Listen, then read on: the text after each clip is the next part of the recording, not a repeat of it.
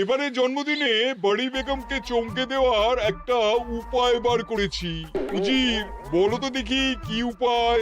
নবাবের সাজিশের হদিশ পাওয়া আমার বুদ্ধিতে নামুমকিন। বহুত বড়িয়া কোনো মতলব আছে। এবারে বেগমের জন্মদিনে বিরাট একটা উৎসব করব।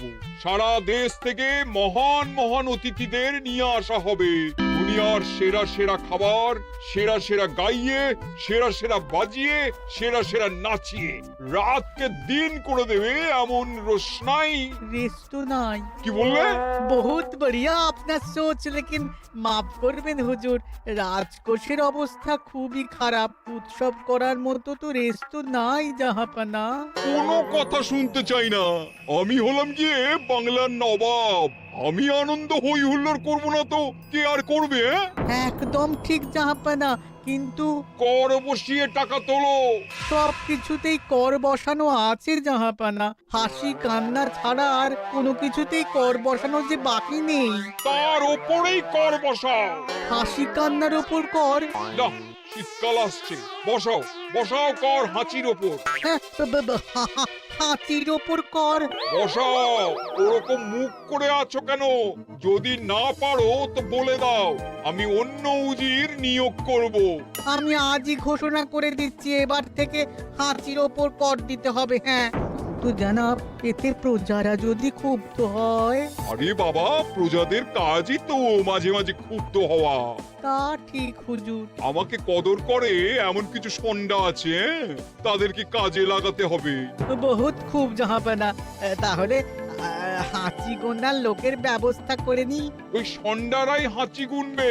ওদের স্বেচ্ছাসেবক হিসেবে নিয়োগ করো। বহুত খুব জাহাপানা। সব জায়গায় লোক পাঠাতে শুরু করো। তবে কৃষ্ণনগরে বেছে বেছে লোক পাঠাবে।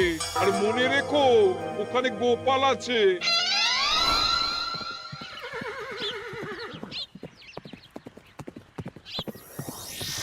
সব জায়গায় কর আদায়কারী পাঠিয়ে দেওয়া হয়েছে জাহাপানা।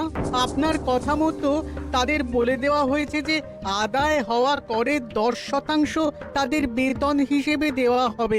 সুতরাং কর আদায়ে কোনো ঢিলেমি হবে না। বহুত আচ্ছা, বহুত আচ্ছা।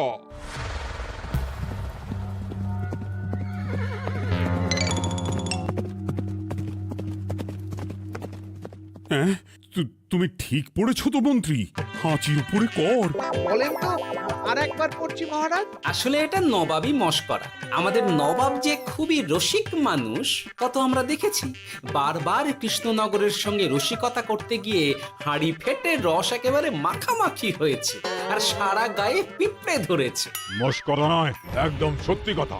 হাঁচির উপরে কর বসানো হয়েছে, আর আমরা হলাম নবাবের খাস হাঁচি গোনার দল।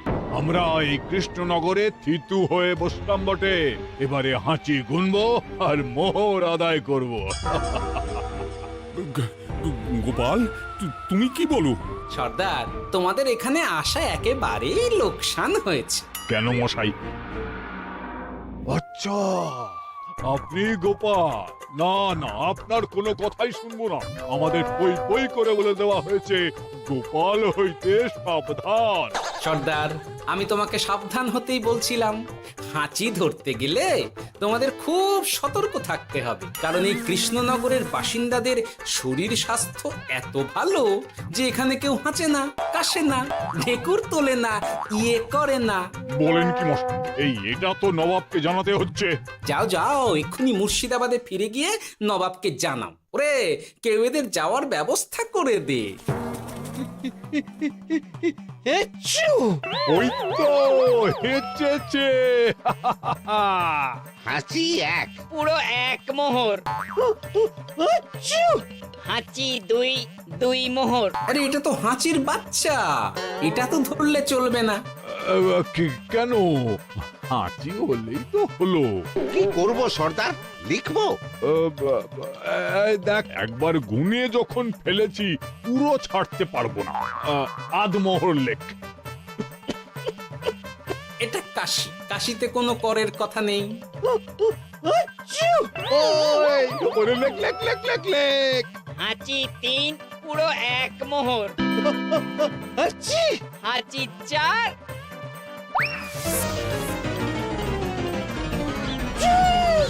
হাঁচি 5 লেখো।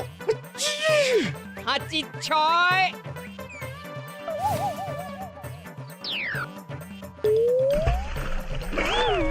যা যা কি রে, শুনেছিলাম কৃষ্ণনগরের মন্ত্রীটা মাথা মোটা, প্রমাণ হয়ে গেল। জল থেকে উঠবে যখন ঠান্ডা লেগে হাঁচি তো আরো বাড়বে। জলে বুড়ুবুড়ি উঠছে, বেটা জলের তলায় তলায় হাঁটছে। হাঁচি 7। এখনো তো ফিরলো না, বেলা গড়িয়ে দুপুর হয়ে গেল। ভাববেন না রাজামশাই, আমরা যারা যারা এখানে এসেছি সবাই ধড়িবাজ লোক। মন্ত্রীর হাঁচি নিংড়ে নিয়ে ফিরবে। ছি ছি ছি ছি ছি ছি ছি ছি ছি। কি হলো গোপাল? আমরা কৃষ্ণনগরের প্রবাদ প্রতিম আতিথেয়তার অসম্মান করেছি মহারাজ। কেন? কিভাবে? কখন? এখন মহারাজ, এখন এনারা সেই সুদূর মুর্শিদাবাদ থেকে এসেছেন, আর আমরা এতক্ষণ শুধু অন্য কথাই বলে চলেছি, এনাদের আপ্যায়নের ব্যবস্থা করিনি। তাই তো। মহারাজ, আপনি ব্যস্ত হবেন না। এই কে আছো? শোনো, এদের রাজ অতিথিশালাতে থাকার বিশেষ ব্যবস্থা করো। এদের খাবার যাবে মহারাজের পাকশাল থেকে। এদের সব সুবিধে অসুবিধে দেখার জন্য দাস দাসী নিযুক্ত থাকবে। চলো চলো। আরে দাঁড়াও সর্দার, হ্যাঁ বলুন। তোমাদের তো আবার গোপালের কথা শোনা বারণ। আমার ব্যবস্থায় বোধহয় তোমরা থাকবে না। বাদ দিন তো, আসলে ভয় ছিল আপনার বুদ্ধিকে, আর ভয় নেই। কেমন আগু পিছু বিচার না করেই বলে ফেললেন এখানে কেউ হাঁচে না। বুঝে গেছি, আসলে গোপাল হলো গল্প। চলো চলো, ও বড্ড খিদে পেয়েছে। প্রহরী, এই সর্দারের দলের বাকি লোকগুলো এলে এদেরকেও অতিথিশালায় নিয়ে যেও। হ্যাঁ, আচ্ছা। কি গোপাল, এই রক্তচোষাগুলোর জন্য তুমি রাজনিবাস আর রাজভোগের ব্যবস্থা করে দিলে? গোপাল কার পক্ষে মহারাজ? এতক্ষণ গোপালের সব কাজ তো কৃষ্ণনগরের বিপক্ষে গেল। বটেই তো, আমি মনে মনে গণনা করে দেখলাম গোপালের শুল যোগ শুরু হয়েছে। আগামী 1 যুগ ধরে গোপাল যেখানে থাকবে সেখানে রাহুর প্রকোপে দুঃখ দারিদ্র মহামারী একসঙ্গে এসে ধরা পড়বে। মহারাজ, গোপাল কখনো কৃষ্ণনগরের খারাপ ভাবেনি। সে যখন ওই রক্তচোষাদের রাজভোগে রাখার ব্যবস্থা করেছে, তখন বুঝতে হবে এর মধ্যে একটা ঘোরতর পেঁচ আছে। গোপালই তাহলে বলুক, কি পেঁচ? মহারাজ, মানুষ বিলাসের সুযোগ পেলে কাজ ভুলে বিলাসেই ডুবে থাকে। কত সম্রাট মহাসম্রাট বিলাসিতায় ডুবে কত সাম্রাজ্য মহাসাম্রাজ্য ভেঙে টুকরো করেছে। এরা তো নবাবের পাঠানো কিছু মূর্খ বালক মাত্র মহারাজ। এদের রাজভোগে ডুবিয়ে দিলে হাঁচির কথা কি এদের মনে থাকবে?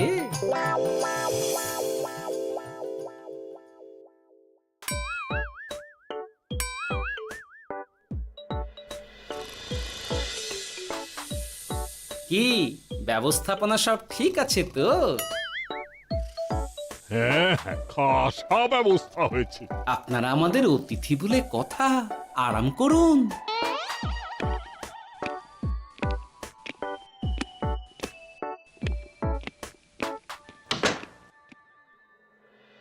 বিজ্ঞানী, তোমার এই দুমুখ আয়না আবিষ্কার তোমার জীবনের সেরা কাজ। একদিক দিয়ে আয়না, অন্য দিক দিয়ে কাঁচ। কেউ জানতেই পারবে না যে তার উপর নজর রাখা হচ্ছে। অনবদ্য অনবদ্য। মহারাজের জয় হোক। কিন্তু মহারাজ, এই কৃতিত্বের মূল ভাগীদার আমাদের মন্ত্রী। তাই নাকি? হ্যাঁ মহারাজ, মন্ত্রীর দুমুখ কাজকর্ম দেখেই দুমুখ আয়নার কথা আমার মাথায় আসে। মুখ সামলে কথা বলো বিজ্ঞানী। ওরা শুনতে পাচ্ছে। যা চেঁচালেন 20 ইঞ্চির দেওয়াল ভেদ করে ওদিকে চলে যাবে কথা। এই কে যেন কাকে মুখ সামলে কথা বলতে বললো? ওই বাইরে কেউ বলেছে। এই তোমরা সবাই শোনো, অতিথিদের যেন আদর যত্নের ত্রুটি না হয়। আমি আর যাই, কাল সকালে আসবো, কেমন? গোপালকে নিয়ে নবাব আর উজির যেমন ভয় দেখিয়ে দিয়েছিল, গোপাল কিন্তু সেরকম নয়। এই তোরা কি বলিস? না না না না না না, গোপাল একটু ওই হাবা গোবা আছে দাদা। দেখো দেখি কেমন বুক পেতে দিয়েছে, এবার ওদেরই বুকে বসে ওদেরই দাড়ি ওপরাবো। গোপালের জবাব নেই, ঠিক সামলে দিল। মহারাজ, এই প্যাঁচটা আমার মাথাতেই এসেছিল, কিন্তু ওই যে নাকে মাছি ঢুকে গিয়েই সব বরবাদ হয়ে গেল। মহারাজ, এই পরিকল্পনা যদি মন্ত্রীর মাথাতে আগে এসে থাকে, তাহলে এদের মন্ত্রী আমার চেয়ে ভালো করে সামলাতে পারবেন মহারাজ। বটেই তো, এই দায়িত্ব আমি নিলাম মহারাজ।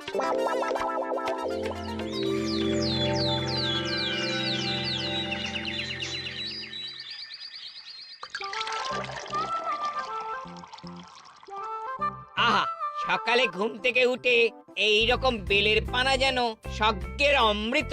আছে আছে, আরো আছে। পানীয়, খাদ্য, আরাম, আয়েশ, যত চাও তত পাবে। এ কি, আপনি গোপাল কোথায়?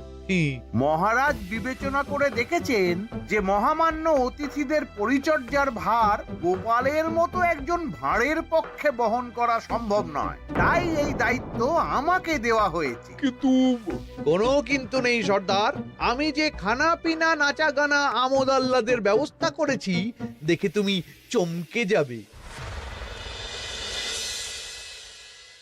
দেখা নয় বিজ্ঞানী, এবার শুধু কাজের সময়।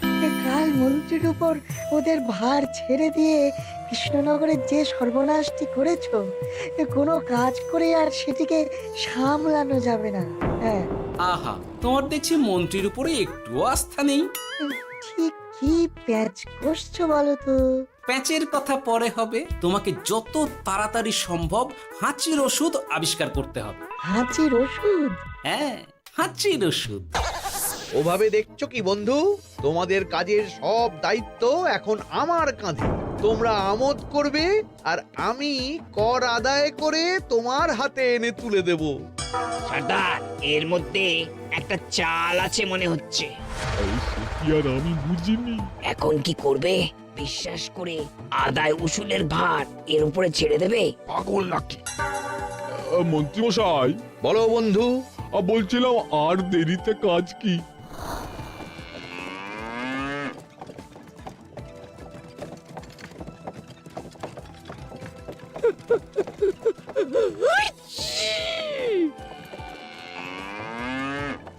মন্ত্রী, লেখো হাঁচি এক। ওহে, তোমার নাম কি? মন্ত্রেশ্বর উজুরি আগে। লিখুন মন্ত্রী মশাই, নাম লিখুন। ওহে মন্তেশ্বর, হাঁচি কর, এক মোহর ছাড়ো দেখিনি। হাঁচি দুই। আরে যাও, দৌড়ে গিয়ে দু মোহর আদায় করে আনো। ওরে, তোরা সব কৃষ্ণনগরের কোণে কোণে ছড়িয়ে পড় দেখি, একটা হাঁচিও যেন বাদ না পড়ে। হ্যাঁ,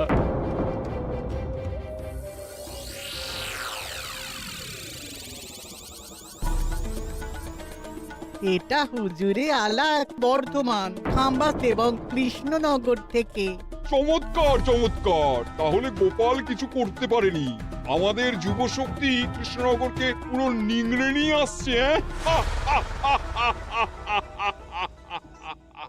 মহারাজ কৃষ্ণচন্দ্রের একটা আবেদন আছে জানাব।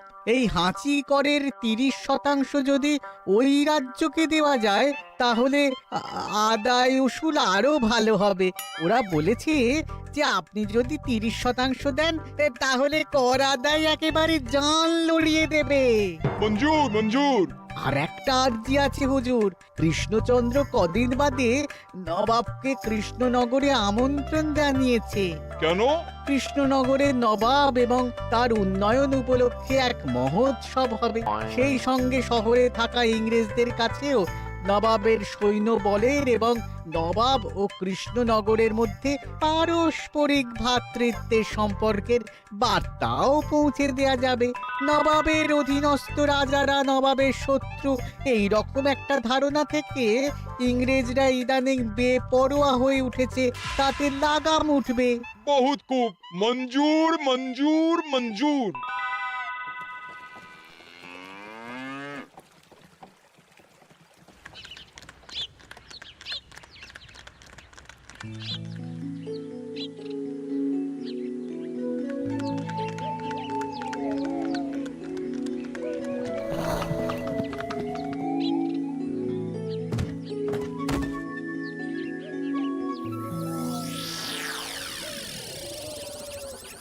কি ব্যাপার গোপাল? জাহাপনা বলুন, কি খিদমত করব? আমি যা বলবো তাই করবে। অবশ্যই জাহাপনা। কি আবার উজির, তুমি সাক্ষী, মহারাজ কৃষ্ণচন্দ্র আপনিও সাক্ষী। গোপাল আমাকে কথা দিয়েছে আমি যা চাইবো তাই করবে। গোপাল, তুমি আমার সঙ্গে মুর্শিদাবাদ যাবে। এখন থেকে আমার দরবারের বিদূষক হিসেবে থাকবে, কেমন? ওরে ওরে ওরে ওরে ওরে তোরা বাজনা বাজা। এখন থেকে গোপাল আর কৃষ্ণনগরের নয়, গোপাল মুর্শিদাবাদের। চলছে বাজা।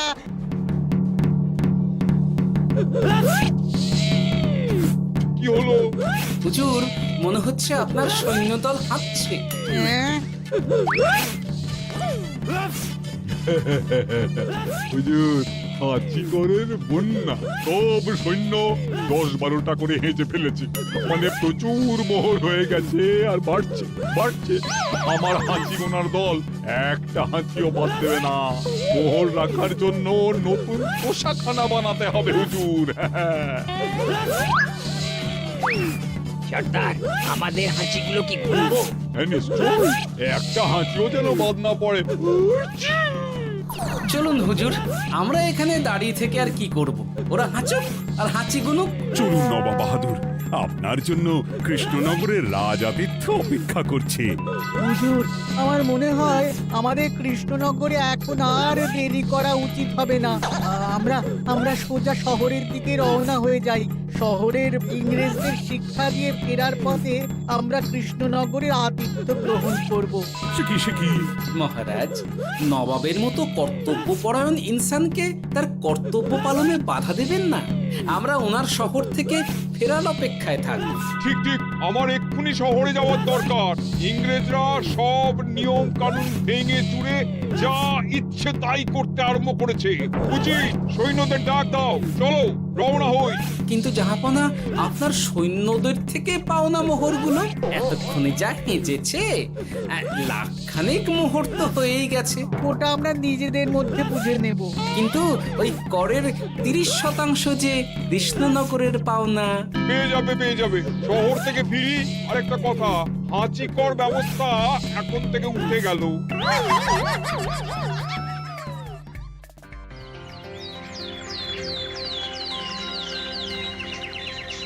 মহারাজ, কিভাবে গোপাল ভাঁড় মহাশয় নবাবের উন্মাদের মতো জারি করা ওই হাঁচিকর থেকে আমাদের সকলকে রক্ষা করেছেন তা আমরা সকলেই জানি। খাম্বাজের তরফ থেকে তাই গোপালকে সামান্য উপহার।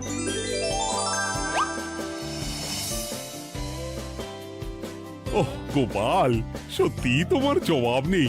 কিছুই হতো না যদি না বিজ্ঞানী ওই হাঁচি চূর্ণ আবিষ্কার করত। এই উপহারের অর্ধেক কিন্তু বিজ্ঞানী। সবই তো বুঝলাম, নবাবকে সৈন্য সহ নিমন্ত্রণ থেকে সৈন্যদলকে হাঁচি চূর্ণ মাখানো, চাঁদোয়ার তলায় ঢোকানো পর্যন্ত। কিন্তু চাঁদোয়া থেকে হাঁচি চূর্ণ ঝরে পড়লো কি করে, সেটাই তো বুঝলাম না। এটা তুমি বলো বিজ্ঞানী। শব্দের বাতাসে কম্পন তৈরি হয়। গোপালের হাততালিতে আমার ঘরের শাড়ি থেকে হাঁচির জন্য ঝরে পড়েছিল। এখানে চাঁদোয়া থেকে ঝরে পড়েছিল বাজনার শব্দে। কি ব্যাপার বিজ্ঞানী, তুমি এখন ছেলে খেলা করছো?